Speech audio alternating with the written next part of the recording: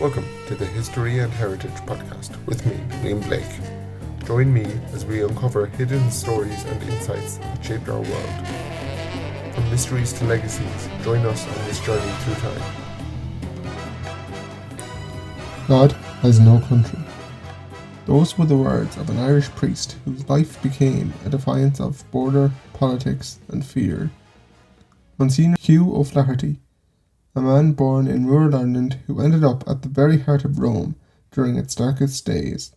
A man hunted by the Gestapo with a price on his head, who nevertheless chose to fight, not with weapons, but with wit, faith, and an iron sense of duty.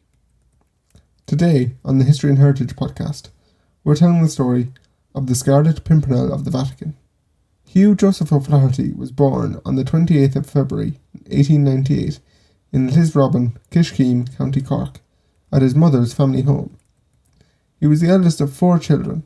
His father, James Flaherty, was a constable in the Royal Irish Constabulary, later a golf club steward, and his mother, Margaret Murphy, came from solid rural stock.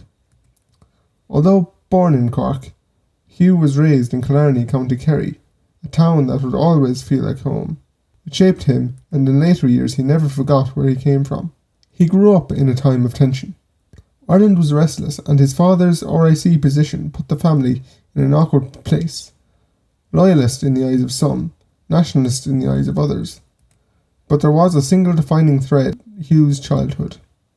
It wasn't politics, it was faith and energy. He was athletic, fiercely competitive, and, by all accounts, full of life. He boxed, he played Gaelic football and hurling, he could hold his own in any game. Yet beneath that physical confidence, there was a deep piety and a mind hungry for learning. Hugh went to the Presentation Brothers School in Killarney. At 15, he even served as a junior teacher. For a time, he thought about life as a teacher and enrolled for training at the De La Salle Brothers College. But illness, pleurisy, which is a lung condition, forced him to abandon that path. God, it seemed, had another route planned. By the late 1910s, Hugh felt drawn to the priesthood. He entered Mungret College in Limerick in 1918, a Jesuit missionary school where young men trained for service in far-off lands. Those years left a mark. Hugh became a fervent nationalist, a teetotaler, which means he didn't drink, and a non-smoker. Once, he and some friends were even arrested by the Black and Tans during the War of Independence, briefly held and then released. That experience hardened his dislike of the British heavy-handedness. Yet, like so many in Ireland at the time, he was a man of contradictions, someone whose later life would be bound up with British soldiers and diplomats in ways no one could ever have foreseen. In 1921, he was formally adopted by the Cape Town Vicariate, destined for missionary work in Africa, but life turned again. In 1922, the very year Mussolini marched on Rome, Hugh was sent instead to the Eternal City. He enrolled at the Pontifical Urban University, the great college for missionaries. Within a year, he had earned a degree in theology. His ordination came on December 20th, 1925. He was 27 years old, and almost immediately he made history. He was appointed vice-rector of the Propaganda Fide College. It was an astonishing rise, an appointment almost unheard of for a man so young. But Hugh was brilliant. By 1928, he had completed not 1, but 3 doctorates in divinity, canon law, and philosophy. He was a scholar with a gift for languages, 9 of them by the time he was done, and not just a scholar. He had the easy charm of a Kerryman, a booming laugh, and a presence that filled any room. Tall, athletic, and an excellent golfer, he would later become Italy's amateur golf champion. He moved in circles of power with ease. From the 1930s, his Vatican career took him far from Rome. He served as a diplomat for the Holy See, a roving troubleshooter in an age of crises. He worked in Egypt, in Haiti, where famine relief earned him decoration, in Santo Domingo, arbitrating a border dispute, and in Czechoslovakia, as the shadow of Nazism lengthened. These postings were not glamorous. They were hard, delicate work, and they taught him skills he would need later: negotiation, discretion, and reading danger. In 1938, he returned to Rome, recalled as a scrittore in the Holy Office, the department guarding the doctrine. He now moved among Rome's elite, aristocrats, exiled royals and diplomats. Count Galeazzo Ciano, Mussolini's son-in-law, the exiled King Alfonso of Spain.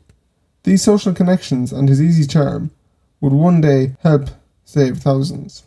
But even in 1938, dark clouds gathered. That year, Italy introduced racial laws. Jews were stripped of all rights. War was coming, though few knew how terrible it would be. When it came, Hugh O'Flaherty was in the Vatican. He saw himself as a priest and a servant of the church. He was no politician, no soldier. At first, like many, he dismissed reports of Nazi atrocities as propaganda. But then came his own road to Damascus. In 1942, he saw Jews in Rome rounded up for forced labour. He saw public degradation and violence. Earlier, he had been called to translate letters from prisoners in concentration camps, letters filled with anguish. The reality broke through, and something in him hardened. He could not stand by. At first, it was small acts. He helped Italian Jews find refuge in monasteries, he hid anti-fascist aristocrats, and he took risks, but it was still manageable. Then came September 1943. Italy signed an armistice with the Allies, and the Germans flooded in. Rome fell under Nazi occupation. Suddenly, the city teemed with danger, and with desperate men. Thousands of Allied prisoners of war escaped from camps when Italy changed sides. They needed shelter, food, and papers. They needed someone who could move between worlds.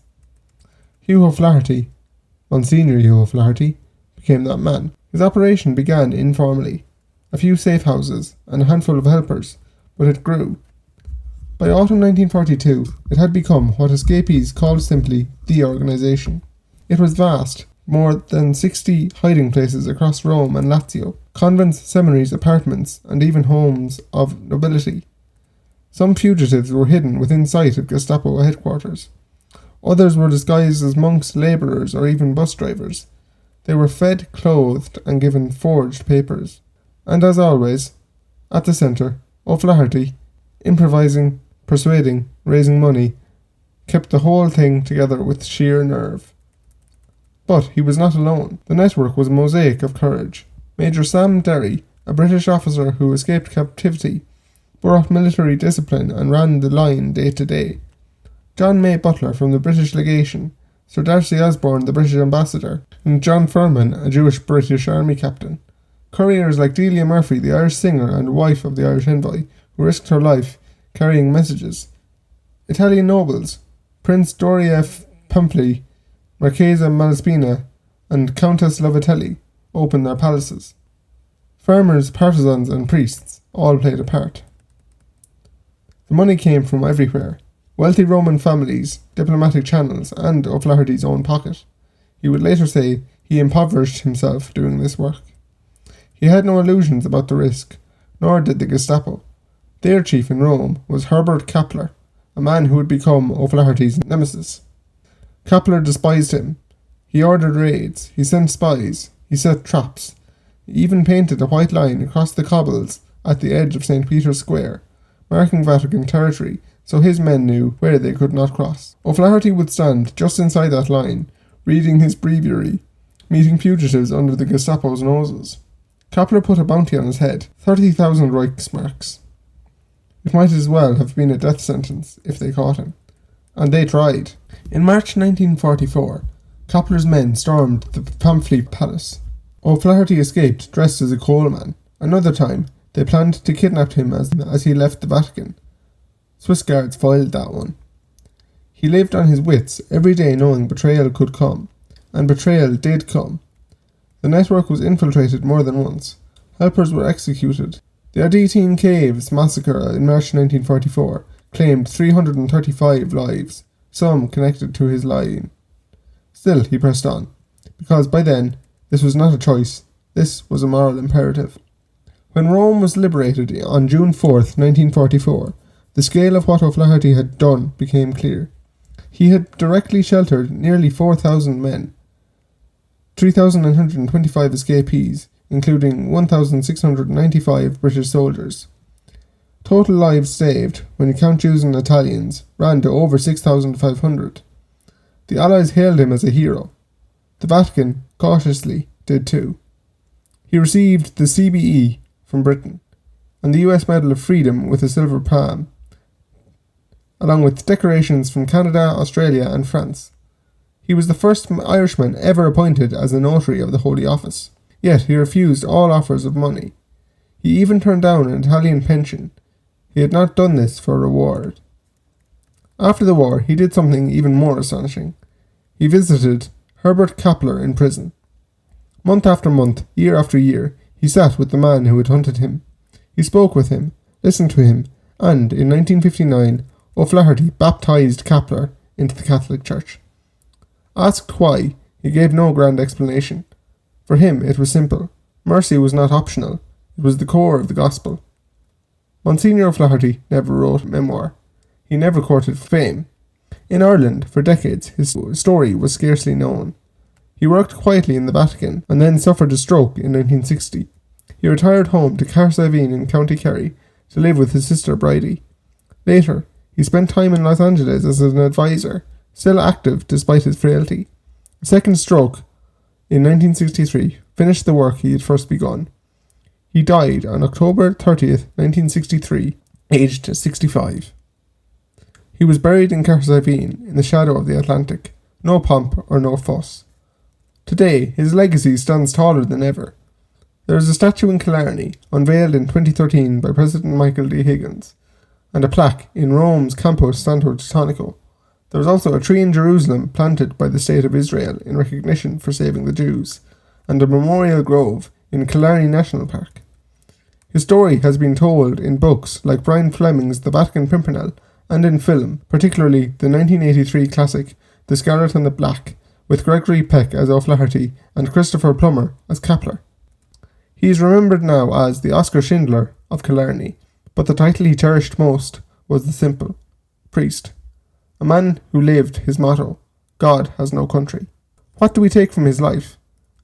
That courage is not loud, that the greatest acts are often hidden, that one person, armed not with guns but with faith and imagination, can bend the course of history. Hugh O'Flaherty was a hunted, threatened and betrayed man. He could have stayed safe behind the Vatican walls. Instead, he stepped across the line again and again because somebody had to. And that is why, years on, his story still matters. Because, in a world still divided by fear and violence, we need his courage. Courage that crosses lines. Courage that saves life without counting the cost. Courage that remembers what Hugh O'Flaherty, Monsignor Hugh O'Flaherty, never forgot. That God has no country. I'm Liam Blake, and this has been the History and Heritage Podcast. Thanks for listening.